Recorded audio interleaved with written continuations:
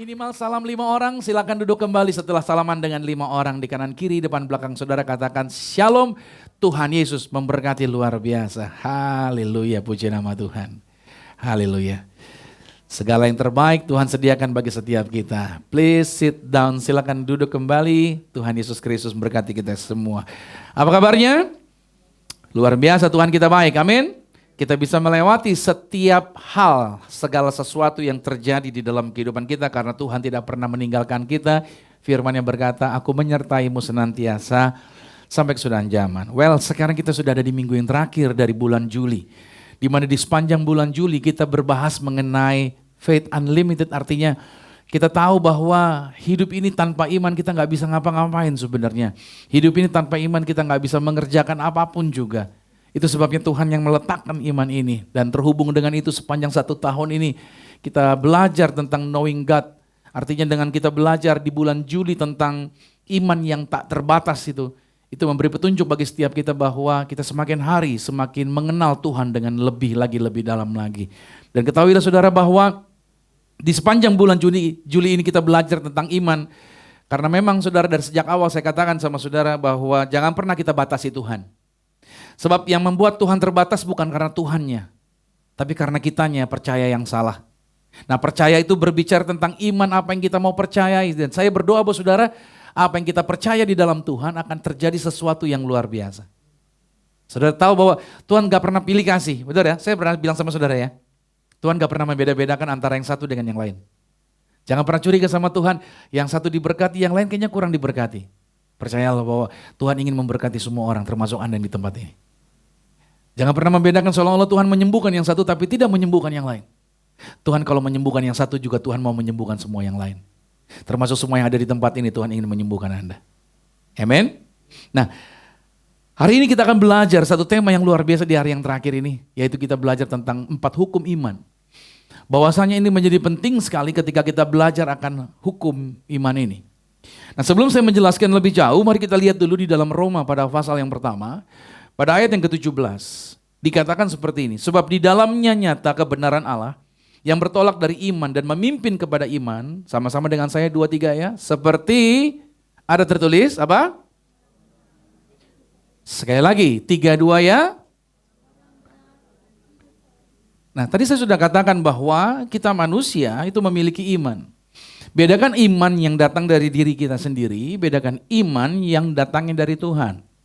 Maksudnya, minggu lalu saya katakan kepada saudara, iman yang datang dari diri kita atau iman manusia, itu terhubung dengan panca indera kita. Apa yang kita lihat, apa yang kita dengar, apa yang kita kecap, apa yang kita baui dengan indera penciuman kita, dan apa yang kita touch, apa yang kita raba. Artinya kita beriman mempercayai sesuatu berdasarkan panca indera.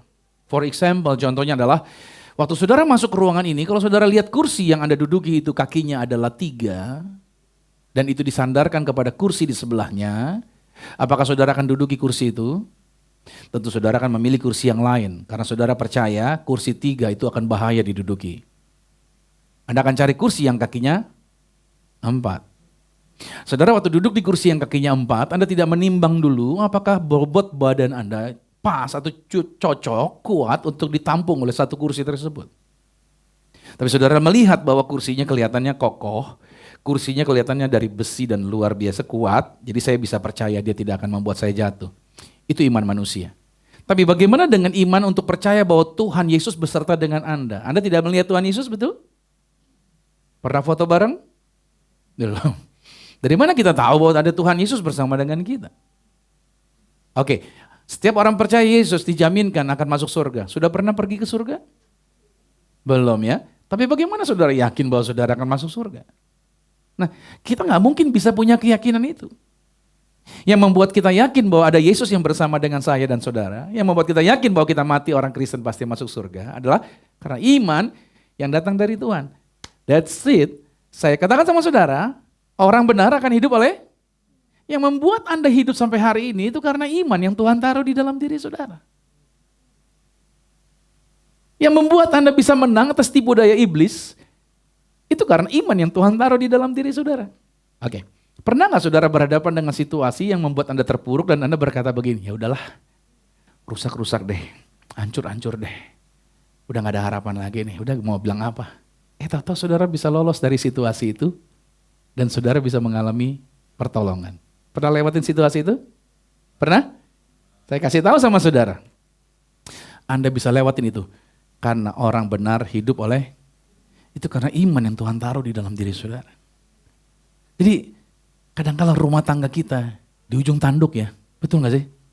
Sama pasangan kita ribut dan lain sebagainya. Wah udah kelar nih. Tapi gak kelar juga tuh. Masih tetap jalan sampai hari ini. Saudara tahu kenapa? Karena orang benar hidup oleh iman. Jadi iman itu yang Tuhan taruh di dalam diri saudara. Nah seringkali kita berpikir bahwa Tuhan membeda-bedakan. Tuhan gak pernah membeda-bedakan. Dan seringkali kita juga berpikir mungkin iman saya terlalu kecil. Iman pendeta lebih besar. Padahal Tuhan Yesus berkata, asal kamu punya iman sebesar, gak besar-besar kok, cuman sebesar biji sasawi yang dipegang di antara ibu jari dan telunjuk Anda gak berasa itu. Itu benih kecil sekali. Sampai saudara bersin hilang tuh. Tapi saudara harus pahami, Tuhan gak minta besaran iman. Artinya setiap orang yang percaya pada Tuhan Yesus sudah dikaruniai iman. Galatia 5 kemarin bilang apa? Ayat 22, 23. Salah satu daripada buah roh adalah faith. Itu bukan hanya kesetiaan. Dalam bahasa Inggris faith itu adalah iman. Berarti di dalam diri Anda yang sudah percaya pada Tuhan Yesus, sejak Anda lahir baru, Anda sudah dikaruniai iman. Bukan iman Anda kurang gede. Tapi kita tidak menggunakan iman yang Tuhan kasih. Itu yang membuat kita seringkali terpuruk dengan situasi yang kita hadapi. Itu yang seringkali membuat kita cemas. Karena tidak menggunakan iman yang Tuhan kasih. Di hari ini kita belajar mengenai yaitu 4 hukum iman ini. Bicara tentang hukum iman saudara, bicara hukum itu dalam dunia fisika saudara. Ada hukum-hukum alam. Seperti salah satunya yang membuat kita tidak melayang di ruangan ini adalah hukum apa?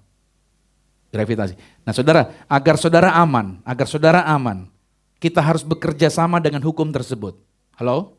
Agar kita aman, kita perlu bekerja sama. Sama-sama katakan gini, saya perlu bekerja sama dengan hukum yang ada di dunia ini. Contohnya hukum gravitasi. Anda perlu kerja sama. Maksud saya gini, Anda boleh diurapi luar biasa. Anda habis ditumpang tangan, penuh kemuliaan, penuh pengurapan. Tapi please, jangan pernah melangkah. Anda yang tinggal di apartemen, lantai berapa apartemen Anda? 9, oke, ada yang 15. Ya kan, ada yang di atas lagi. Saya kasih tahu, jangan pernah melangkah keluar dari jendela Anda. Halo. Kenapa? Karena hukum gravitasi akan menarik apapun turun ke bawah. Semakin tinggi, semakin kenceng dia turunnya. Halo? Amin. Kecuali Anda pesawat terbang atau helikopter. Karena semakin cepat sebuah benda, semakin apa?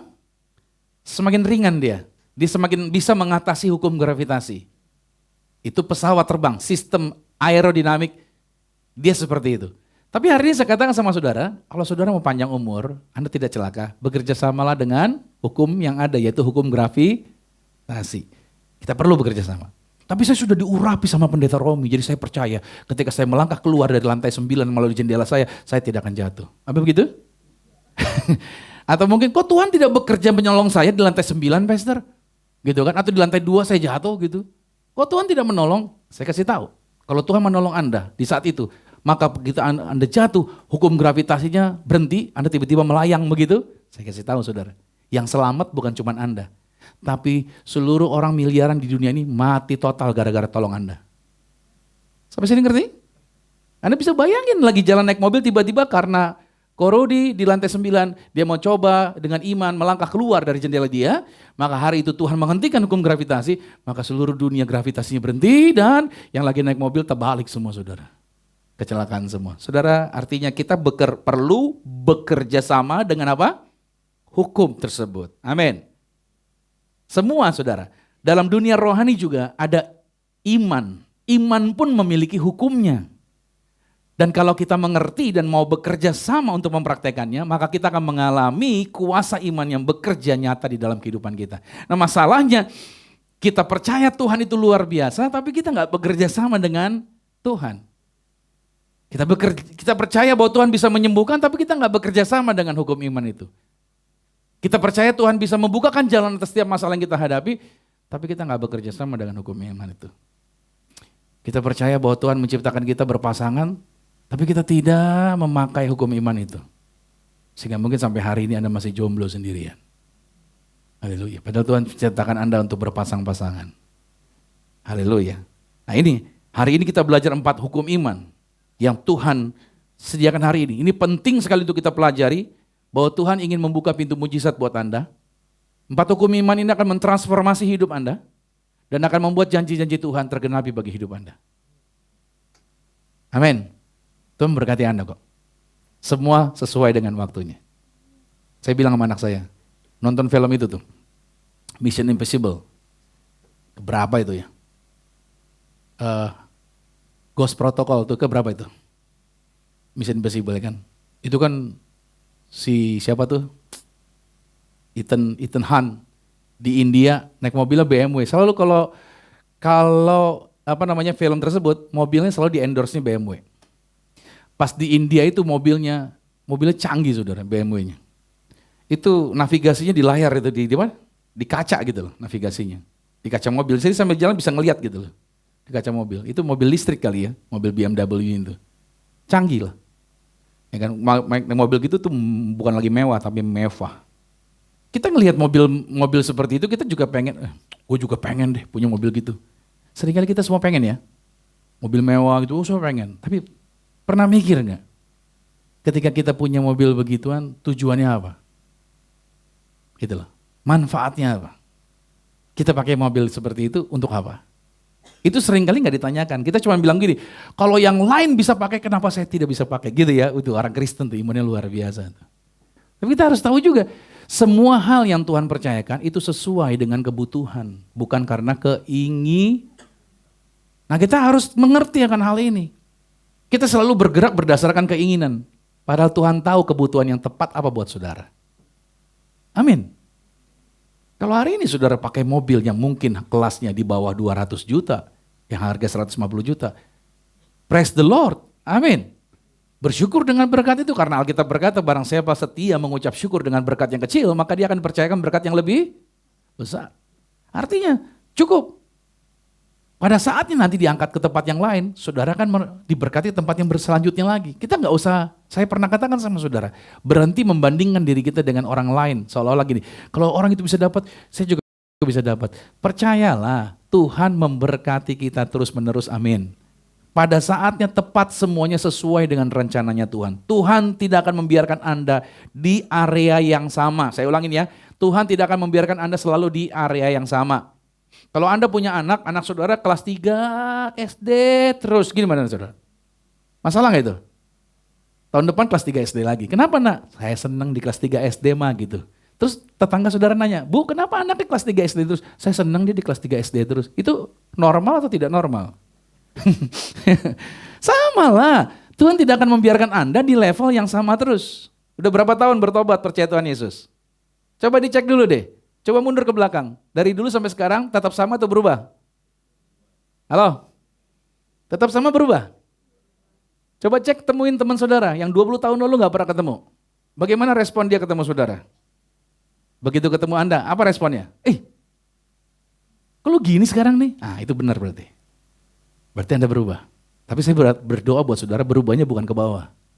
Tapi berubahnya ke atas. Tapi kalau teman Anda ketemu dengan Anda yang 25 tahun gak pernah ketemu. Gile lu, masih aja sama kayak waktu itu. Ini masalah berarti. Kalau sampai teman Anda bilang Anda gak berubah, masih sama kayak yang dulu. Berarti Anda mesti dibaptis kembali 3 hari 3 malam. Jangan keluar dari air, biar empuk maksudnya. Hidup ini harus mengalami kemajuan, sebuah perubahan. Levelnya berubah. Nah saya berdoa buat saudara ketika kita belajar 1 bulan ini tentang Faith Unlimited. Saya berdoa Anda bisa mempraktekkan iman ini dalam hidup Anda. Dalam bisnis Anda, dalam keluarga Anda, dalam relationship Anda, dalam segala sesuatu pekerjaan Anda bisa melepaskan perkataan iman ini. Nah, hukum yang pertama, kita belajar sekarang. Hukum iman yang pertama adalah iman timbul dari pendengaran atau mendengarkan firman Tuhan. Ingat nih, hukum yang pertama, apa yang saudara dengar, itu akan mempengaruhi apa yang saudara percaya. Saya ulangin ya, apa yang kamu dengar, itu akan menentukan apa yang kamu percayai. Firman-Nya bilang begini, Roma 10:17. Jadi iman timbul dari pendengaran, dan pendengaran oleh firman Kristus. Pelan-pelan ya. Iman, apa tadi? Mulai muncul. Ini gak kelihatan di hadapan saudara. Tapi perjamuan gak kelihatan di depan saudara. Tapi perjamuan ini mulai kelihatan di depan saudara. Dia dari bawah, dia mulai muncul ke permukaan. Imanmu gak kelihatan, gak terjadi apa-apa. Tapi mulai muncul ketika kamu mulai mendengar firman Tuhan. Ketika Anda melatih bahwa iman itu muncul bukan karena pengalaman, bukan karena emosi atau harapan kosong. Saya berjalan bersama pendeta besar, duduk makan, berjalan bareng, pelayanan bareng. Saya lihat pengalaman dia cerita tentang pengalamannya. Ya, saya tentunya terdorong, semangat mendengar kisah-kisahnya. Tapi iman itu tidak timbul karena tadi saudara, karena pengalaman-pengalaman. Iman itu timbul karena dengerin firman Tuhan berulang-ulang. Ayo, sama-sama katakan denger firman, berulang-ulang, timbullah iman. Makanya firman Tuhan itu yang mesti didengar. Dan itu diulang lagi saudara. Diulang lagi. Saya doa buat saudara, jangan cuma dengar firman Tuhan di hari Minggu. Tapi setiap hari. Saya kasih tulisan ini. Bahwa apa yang Anda dengerin setiap hari, itu akan menentukan apa yang Anda percaya. Makanya kalau saudara dengerin ngumpul sama orang yang minus cara berpikirnya, Anda dengar berulang-ulang, maka itu akan menentukan apa yang Anda percaya. Paham sampai di sini? Jadi penting gak pertemanan? Penting menentukan siapa yang temenin saudara. Zion memiliki siaran setiap hari, setiap pagi. Ada Pastor Talk. Hari Sabtu ada I Start With Jesus. So kami prepare buat saudara dari hari Senin sampai hari Sabtu, every day saudara ada firman. So please, saudara dengerin terus menerus. Bilang amin dulu nih.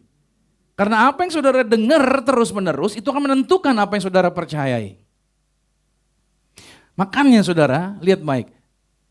Ketika peristiwa pandemi dari tahun 2020 sampai 2022 itu saudara, begitu banyak orang yang mati sebenarnya bukan karena penyakitnya yang berbahaya. Tapi karena apa? Karena berita yang didengarnya terus tuh. Padahal saya jujur sama saudara. Setiap hari ada orang mati gak? Apa diberitain orang mati tiap hari? Sekarang ini? Gak ada. Tapi begitu pandemi, tiap hari ya. Berita orang mati sekian, betul gak? Tambahan lagi.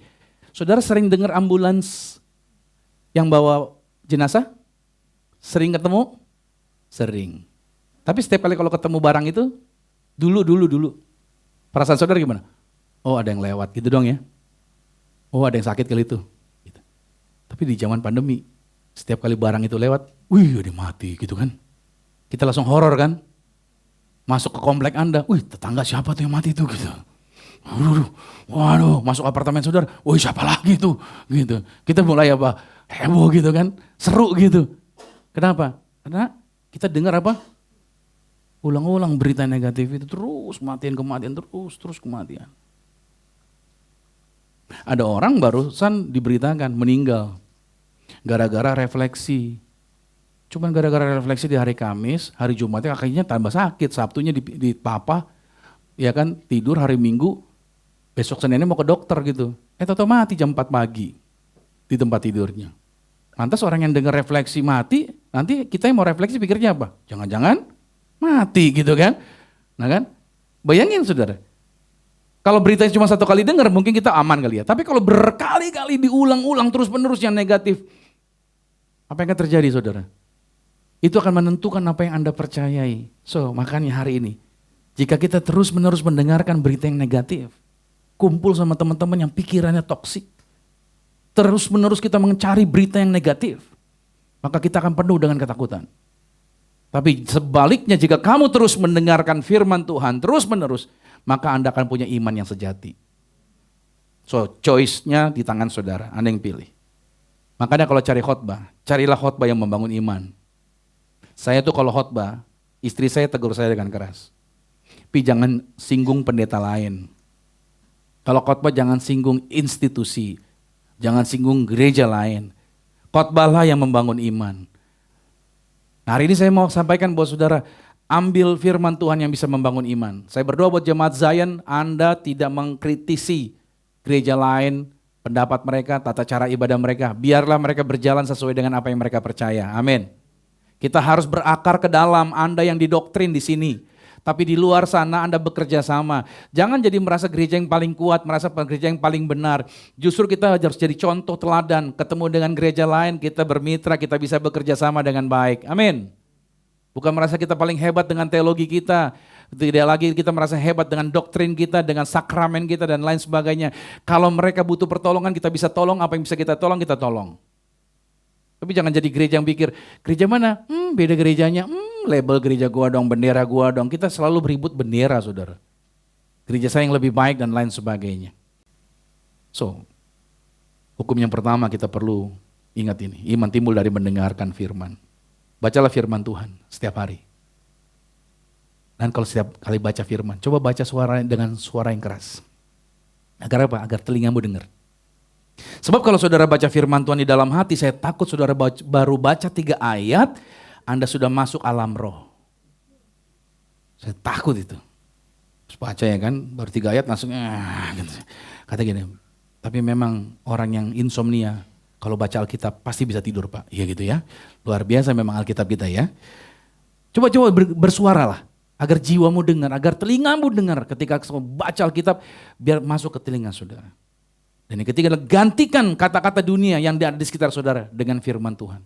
Artinya gini, kalau ada masukan-masukan dari teman-teman saudara di kiri kanan gitu ya. Dalam bisnis saudara, coba lu buat gini, coba lu buat gitu. Coba di-compare dulu dengan ini nih. Nih. Sama gak? Kalau gak sesuai firman Tuhan, jangan. Oh lu belum dapat jodoh ya? Gak apa-apa sama beda iman. Begitu lu pacarin, lu injilin gitu. Lu injilin bertobat masuk Kristen gitu kan. Itu gak sesuai Alkitabiah. Ya kalau ada yang merasa punya pengalaman bahwa dari pasangannya dulu tidak Kristen. Akhirnya setelah menikah dengannya jadi Kristen. Perlu perjuangan yang luar biasa untuk bisa membawa bertobat. Itu pun kalau orang itu kuat. Kalau gak kuat, ya udah masing-masing terus. Nah artinya kita harus menggantikan saran-saran yang dari luar sana tadi, jangan lagi dengan saran-saran kata-kata dunia, tapi harus sarannya sesuai nggak dengan firman Tuhan. Misalkan anak muda, lu pacaran? Iya, udah unboxing belum? Gitu. Masa lu pacaran doang, lu nggak tahu itu dia asli nggak lakinya gitu. Dia asli nggak ceweknya? Unboxing dulu kali jeng. Gitu saudara. Tapi kalau saudara nggak berbasic firman Tuhan, bisa bahaya. Tawaran godaan itu begitu banyak.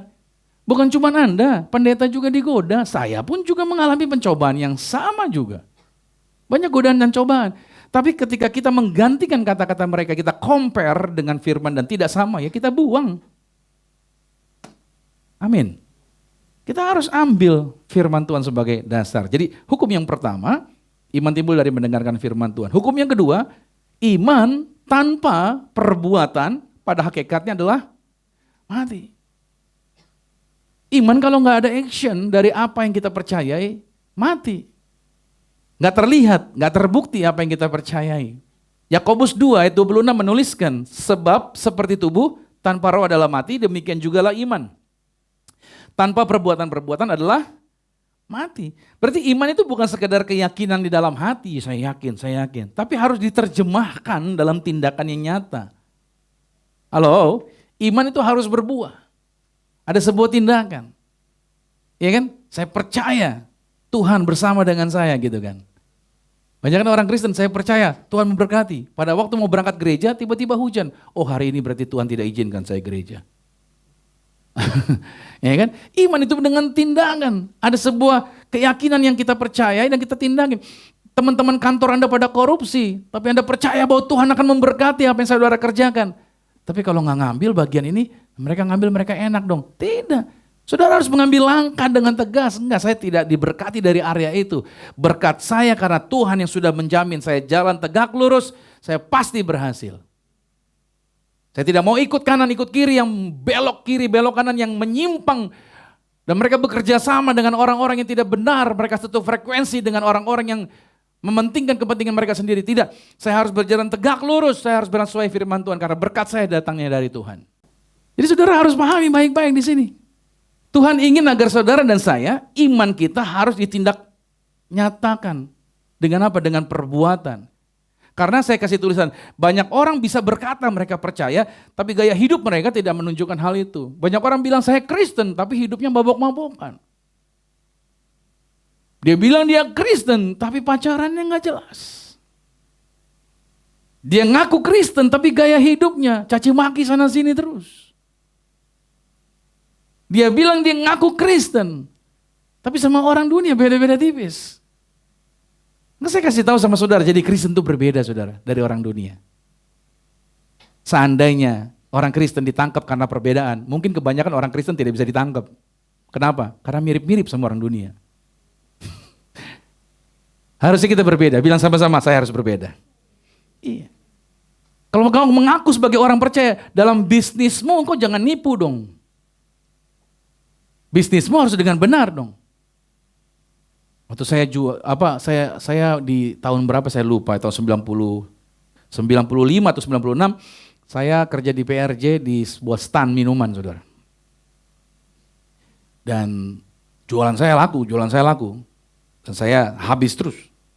Tapi dapat tawaran dari orang-orang yang gak jelas bilang gini, "Hey, mau lebih banyak penghasilan gak?" Kenapa? Kan karena saya tuh jualan, hitungnya tuh bukan hitung air yang saya jual, air minumannya. Tapi hitungnya gelasnya. Karena gelas itu, berapa gelas yang terjual itu yang harus disetorkan ke perusahaan. Dan datang orang yang menawarkan, ada gelas-gelas bekas nih mau gak gitu, dibersihin lagi gitu. Terus dari sini kamu jual kan, kalau yang tangki-tangki minumannya itu kan, itu memang dari perusahaan disiapin, habis tinggal diminta lagi. Tapi hitungan mereka dari gelas. Jadi kalau gelasnya kita ambil sendiri, kita dapat satu gelas itu, untung berarti kan. Cuman kan itu monster saudara. Tahu kan monster? Itu kan bekas orang kita kasih jual lagi, kita tuh gila kan, betul gak? Tapi kalau orang yang gak punya hati nurani, itu melakukan loh. Nah, saya bilang enggak, saya gak mau. Saya tahu kok apa yang saya percaya di dalam Tuhan. Ketika dapat tawaran-tawaran yang gak jelas untuk menguntungkan diri saudara, saudara harus punya langkah yang tepat.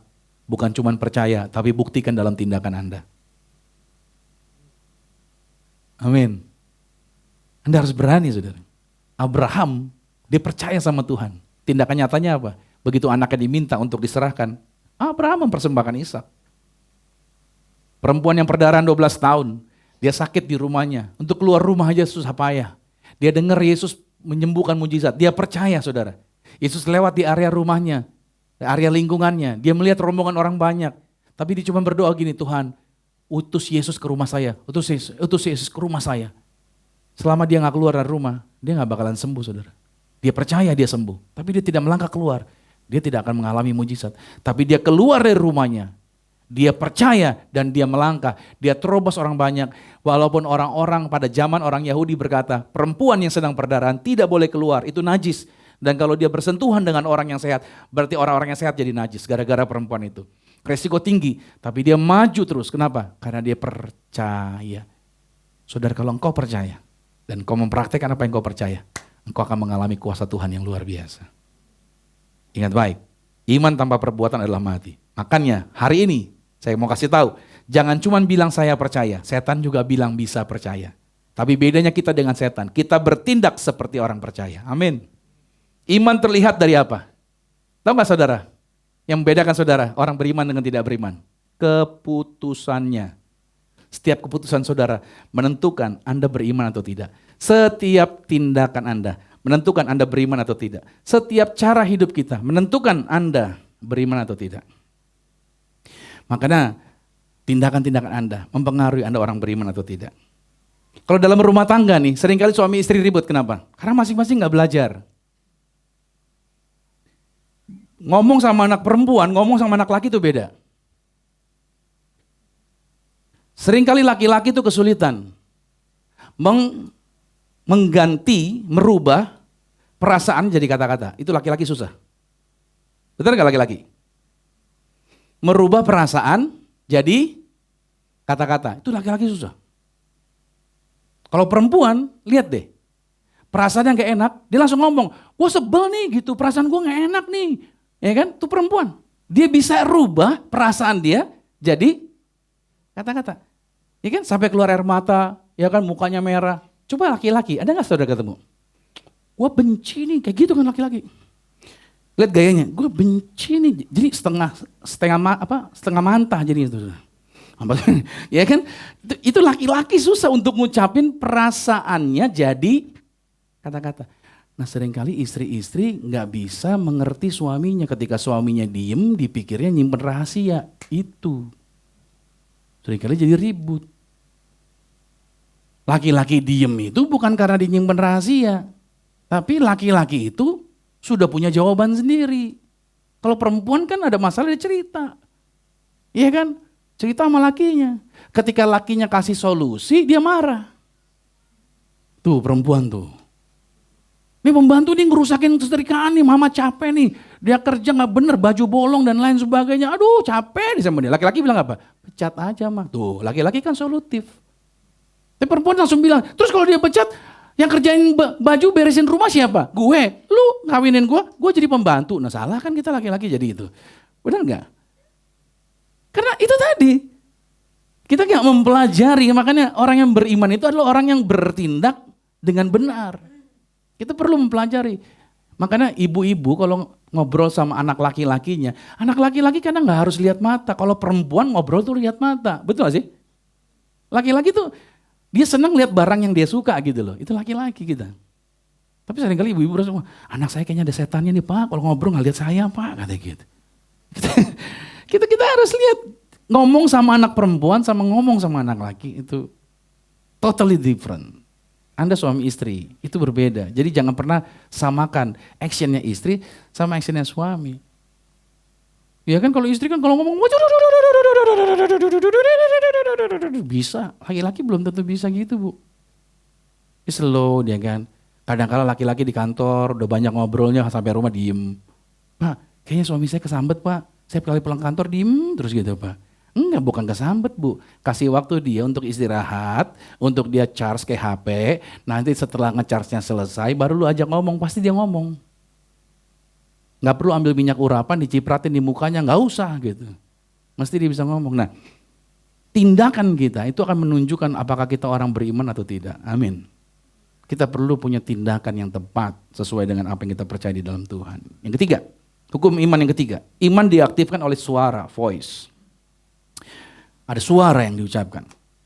Markus 11 ayat 23 berkata, barang siapa berkata, voice, ada ucapan, ada suara kepada gunung ini dan tidak bimbang hatinya, maka hal itu akan terjadi baginya. Alkitab tidak menyebutkan bahwa barang siapa yang ngomong dalam hatinya, tapi sesungguhnya aku berkata, barang siapa yang berkata, ada suara yang dilepaskan, baru terjadi apa? Kuasa Tuhan. Berarti iman diaktifkan bukan hanya lewat hati, tapi lewat ucapan. Kalau pistol itu bisa meletus pelurunya keluar karena ada apanya tuh? Yang ditarik tuh. Nah itu dia. Berarti mulut kita itu adalah apa? Pelatuk iman. Makanya Amsal 18 ayat 21 yang kita ucapin terus menerus bilang apa? Hidup dan mati dikuasai tentukan oleh lidah. Itu pelatuknya. Menarik yang datang berkat atau menarik yang datang kutuk. So, kalau saudara di gereja udah dengar firman Tuhan, saya diberkati, saya orang percaya dan lain sebagainya, sampai rumah jangan marah-marah, ini setan lu memang. Lu di rumah jadi setan gitu. Di gereja dia bilang haleluya puji Tuhan, sampai rumah gondoruwo lu gitu. Ya jangan, ucapan kita harus sama dengan apa yang kita percaya di dalam Tuhan, amin. Walaupun situasinya sulit, tapi jangan mengeluh. Tetap berkata aku percaya. Aku bisa lewati ini. Kompetitor banyak, jangan takut. Yang lain boleh mengalami drop usahanya, tapi saya anak Tuhan. Ulangan 28 berkata, saya diangkat naik jadi kepala bukan ekor. Amin. Ucapin tuh perlu dilepasin tuh. Ya kan? Makanya saya kasih tulisan ini, iman harus diucapkan sebelum terlihat hasilnya. Makanya saya kayak orang gila kalau ngobrol di depan saudara. Saya ngomong di depan saudara. Kenapa? Karena saya berkali-kali ngalamin situasi seperti itu. Sebelum saya punya mobil yang pertama saya beli sendiri saudara. Itu saudara saya diajakin, saya punya motor itu Honda Karisma. Teman pendeta senior ngajakin, Rom naik sini mobil. Dia baru beli mobil Kijang Innova. Dia bilang, Lu dudukin dulu nih mobil di sebelah gue katanya. Nanti lu punya mobil seperti ini. Pikiran saya untuk beli mobil 200 juta something.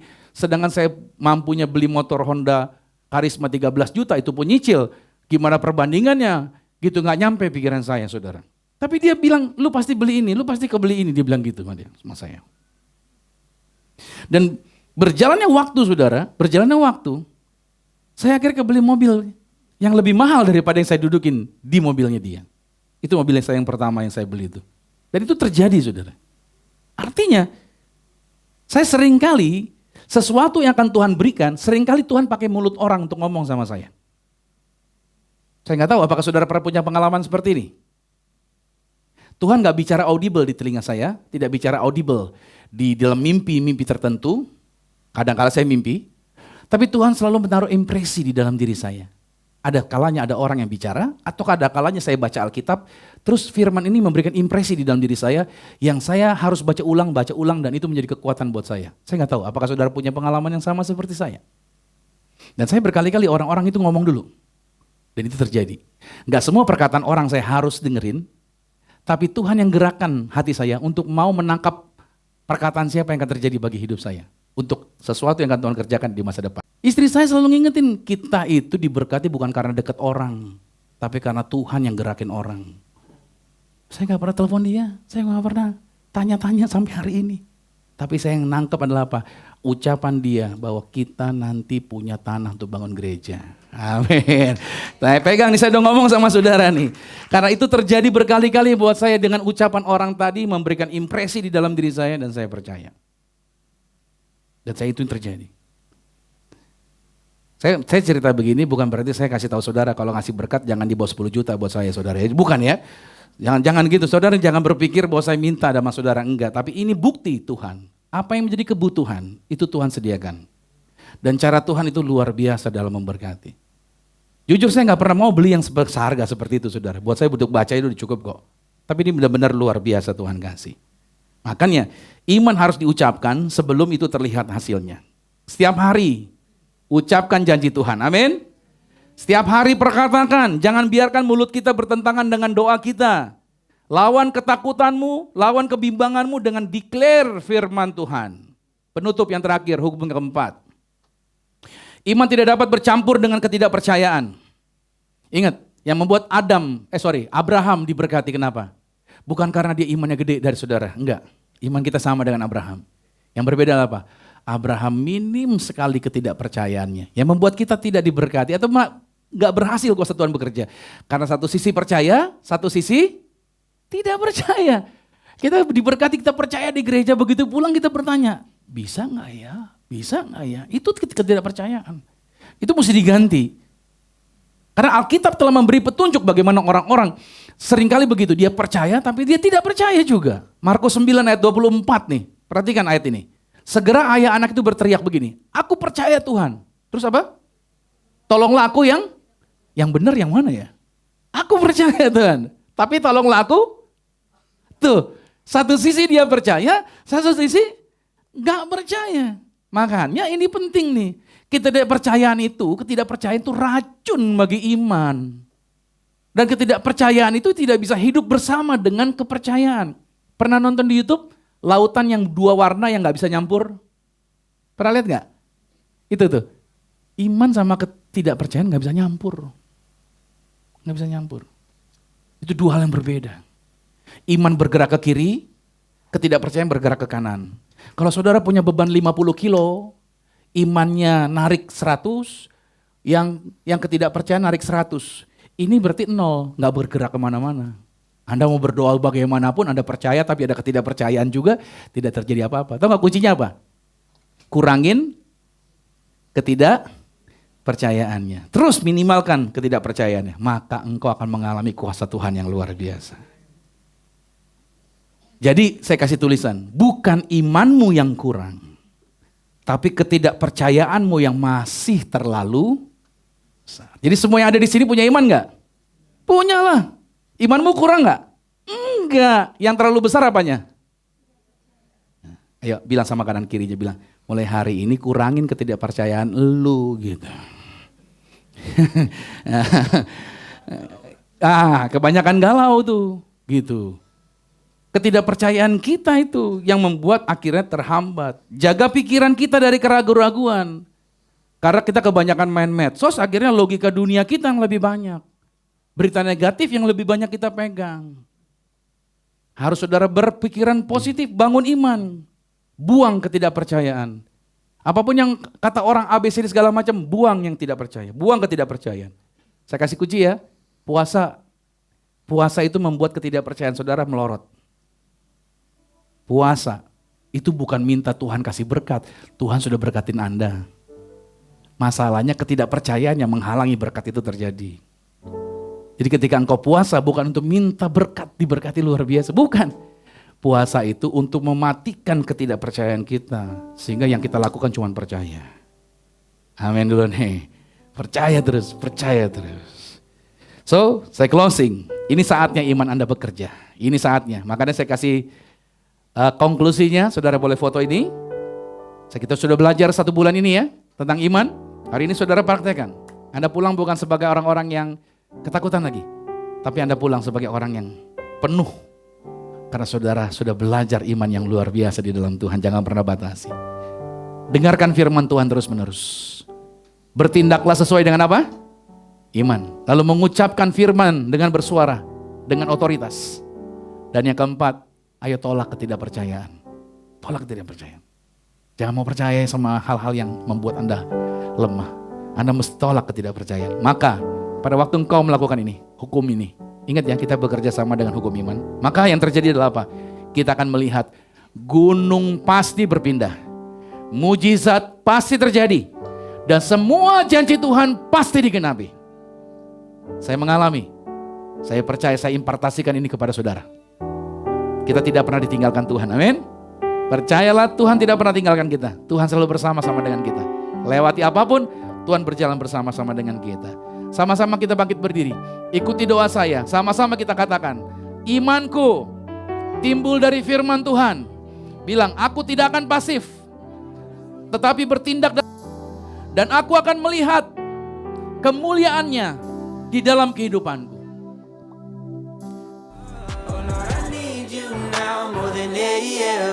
Would you put my heart back together? I searched the world till my head hurt, just to find out your ways better. Oh.